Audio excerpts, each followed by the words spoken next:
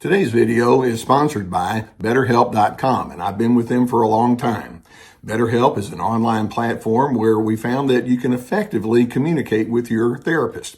Now, you begin by filling out a questionnaire, and then you'll be matched with a therapist within a couple of days. And if that match isn't ideal for you, you can certainly make an adjustment there. Now, you're going to be encouraged to journal, and also they have the availability for group therapy on a wide array of topics, and I really like that. So as the need exists, go ahead and take the necessary steps to get the help that you need. And just know that BetterHelp has a 4.5 rating on Trustpilot, so it indeed is a platform you can trust. There's a link below the video that will take you there.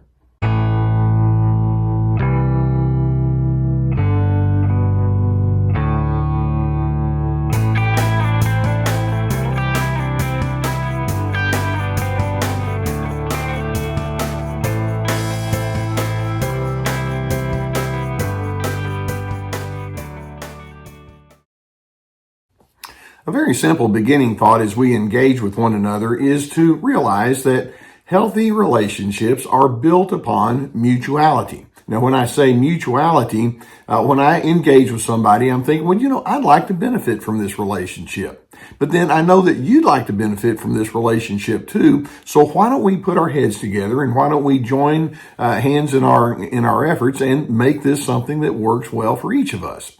Let's work on it from that angle. Now, how hard is that? That's not a complex concept. And yet, when we talk about narcissistic individuals, they don't think in terms of mutuality.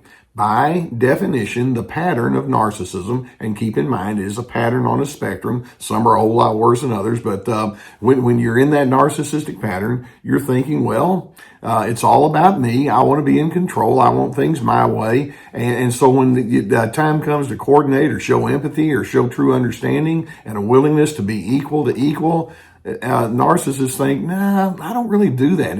I just have my agenda. Let's just continue with that.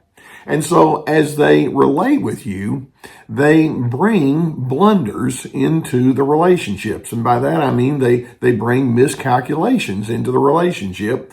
And there are two blunders that I want to talk about today that just guarantee that they're going to be impossible to engage with.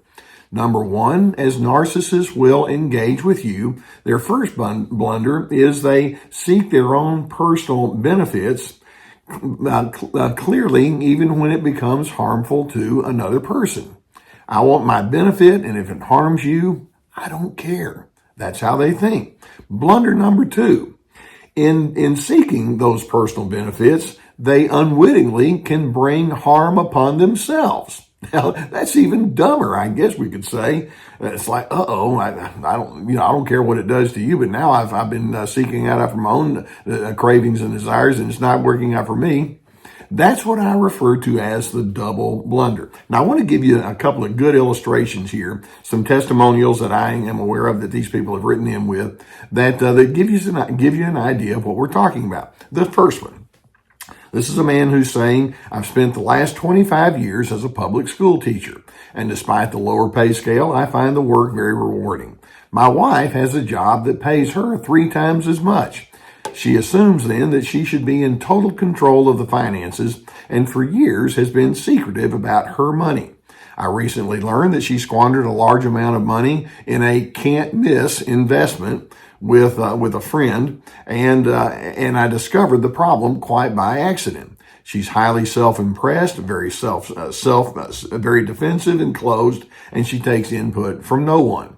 She's very passive aggressive, which makes it impossible to address common issues. Thanks to her unwillingness to discuss her sketchy schemes with me, we're in a deep hole financially. So here you have this woman who's thinking, well, by virtue of the fact of the pay grade and all, I'm just better than you. I make more money than I have, or I have rights that you don't have. And so that's her making decisions, not really caring about what it does to him. And then as she makes these kind of decisions with very few guardrails, if you will, no accountability, she gets into a bumbling kind of scheme. And not only does she harm him, but then she harms her own self. And that's the double blunder blunder. And the interesting thing when you have something like this, and you call them out or you try to explain to them, man, we need to come up with a different plan, they don't take responsibility for it. Here's another illustration. This person says, my brother's son, my nephew, is in his late 20s and already has 3 kids with 3 different baby mamas he never married.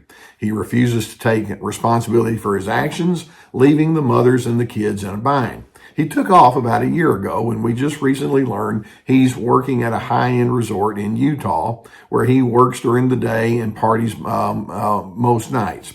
We're devastated by his chronic irresponsibility. It's painful to see how he has a complete lack of regard for anyone other than himself. He's all about me all the time. And again, we have a situation where he's bringing harm to someone else. In this case, 3 different women who now have children they have to raise, and probably it's a financial difficulty, and he's nowhere to be found. So they're harmed. The family, his extended family, is harmed because they care about their son or their nephew, and he's over there and he's trying to have a good old time. But in the meantime, just think about what's going on in his life. It's going to be shallow and empty. The double blunder. I harm you, and in the process, I'm bringing my own self down. Now, when we have that pattern, that double blunder pattern into play, there are multiple factors that we can watch for that just tells us why they're so impossible to deal with.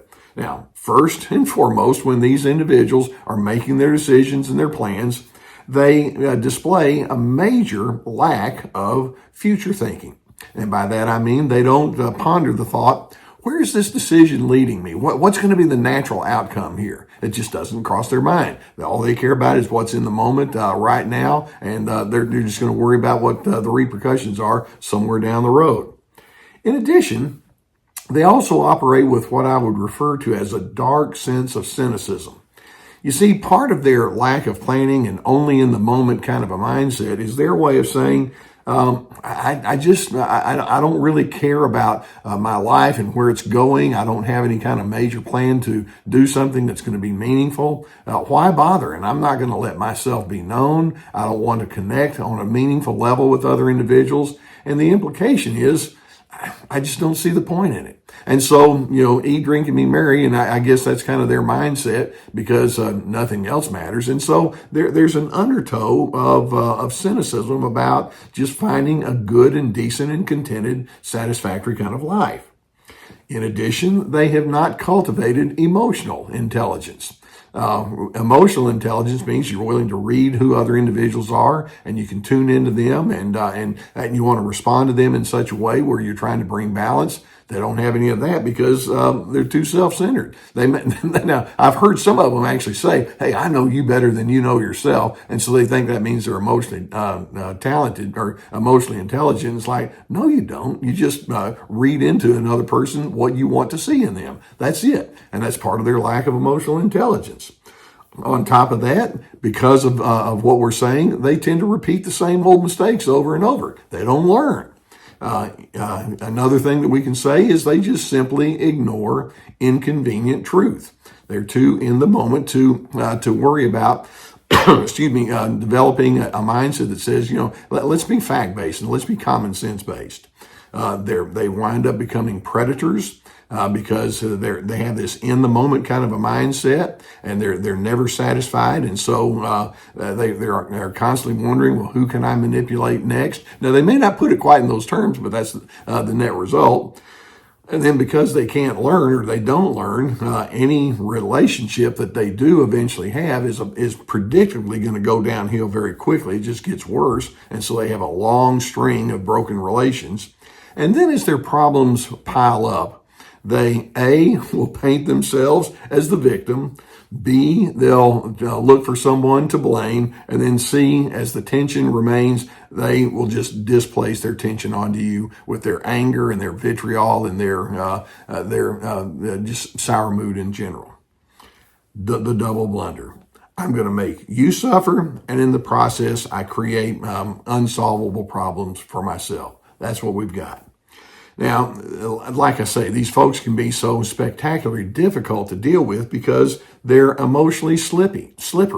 You can't get them to talk about things of a personal nature in a clean kind of way. They're constantly trying to slip away from that. And then if you do attempt to have your assertiveness with these people, then they're going to turn it into a major argument. If you say, hey, we need to talk about where we're going. Let's look at the wisdom of this. Oh, you're all that. And they start getting into all their defensiveness and they just turn it into an argument. Say they can't have decent discussions. Their high control tendencies will go into overdrive, and basically they're thinking, well, I refuse to take responsibility for myself, so what I'm going to do is I'm just going to go and do whatever I want, and if you don't like it, that's just too bad. That's pitiable. And I know that many of you have been around individuals like this. And sometimes it can be a younger person in your life. Sometimes it's a parent. Sometimes it's a sibling or someone that you work with. They're just a train wreck waiting to happen. So how do you respond if you know that you're dealing with someone like this? Well, first, just based on everything I said, let's make sure that you don't go down the rabbit hole of trying to make them see the light. They won't. By definition, they have very low insight. Don't argue with them when they predictably try to turn the spotlight back on you, because they're going to try to do what we refer to as blame shifting or even victim blaming. Sometimes it works like that. But instead, inwardly, acknowledge your own reasonable interpretations. I know what I'm seeing. I know what I'm dealing with. I'm not making this stuff up. Trust yourself. And then develop your own separate and independent parameters as you try to right the wrongs that have been done to you. And by that I mean you have consequences when you're with these individuals, or you set stipulations in place. You have a firmness about what you will and what you will not be and do with that person. And then you have healthy self-care. These individuals have given up on mutually beneficial relationships because, frankly, they've given up on themselves. That's the self-sabotage part of it. But here on Team Healthy, we're going to say that self-care is considered a primary responsibility, and we can do it in such a way where we benefit and we help other individuals benefit. Self-care isn't selfish. It goes back to it's mutual. Now, I hope that videos like this can give you some awareness of what you might be dealing with. One of the things that I consider it a privilege as you allow me to be on your journey with you. I'm hoping that it can give you some wisdom to move forward with in your own personal struggles. If you haven't already hit that subscribe button, please do so, and we'll keep more videos coming towards you. Now, you know we have our sponsors. We have BetterHelp.com. If you have a need for therapy, you can go beneath the video and get the link there. It'll help you out. Along with, you can search out on my website, survivingnarcissism.tv, and you can find access to my courses, which are very extensive and highly therapeutic, I would hope. Each course has at least 25 teaching videos with handouts, and also we have links below and also on the website. On the website, we also have links to my webinars, which are 90-minute PowerPoint presentations, my articles, my books. We have a lot of resources, and they're there to assist you along the way. Okay, you have that double blunder narcissist. They want to harm you. They don't care, but then in the process, they harm themselves. And then when they're done, rinse and repeat, then start all over again. That's what they do. You don't have to be a party to that. And in doing so, I'm hoping you can decide I'm going to be separate and distinct in my self-care. I'm going to be other from them in a healthy and clean kind of way. And as they go their merry way, just, making difficulties along the way, I'm hoping you can decide I'm not going to allow them to set my pace. I'm a person of DRC, dignity, respect, and civility. I'm going to be steady and stable in my life. And in doing so, I hope it allows you to get to your place where you can find more and more of a consistency in finding your own peace.